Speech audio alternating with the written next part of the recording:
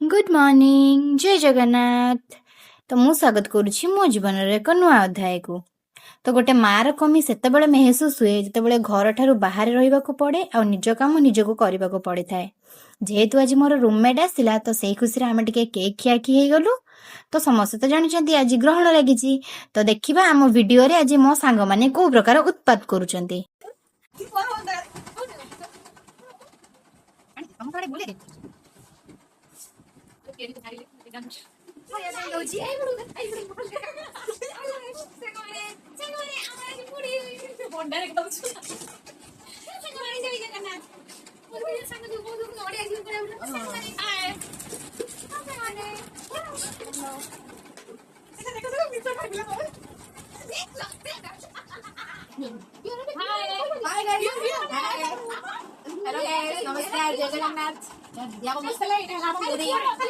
खाली चाखणा आइगला बियर बाकी रहला।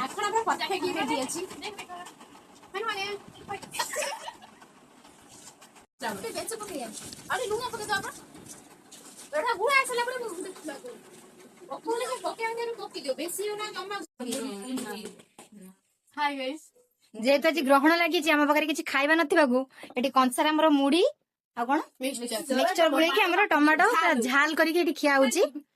मिक्सचर वाला ये हमर बहुत परिश्रम करछन सेत में एटी अधिया खाइबे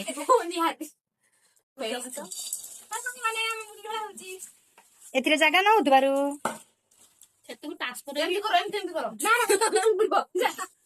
कंचिया लागिलिनी खाइए बोली ये सही न पारी खाद्य आरंभ कर देइछंती। लाइक करो, सब्सक्राइब करो, कमेंट करो, लाइक कमेंट शेयर करियो। कैसा लगा हमारा खाना? बसे कढ़ाई पे बबलू को सुनाई सुनने लगा बाबा कोई नहीं बस तो के आज भालो बाबा सोने बाबा खाई भी आज कौन कहिबे खाइबा भाई खाइबा केमिति लागुची? अति सुंदर टेस्टी।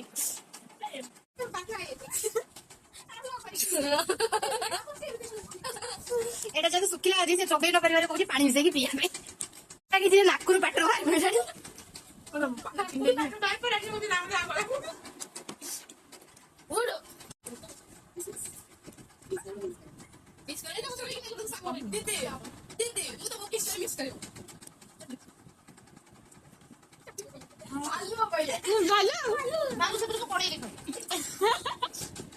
तो तुम तोड़ देख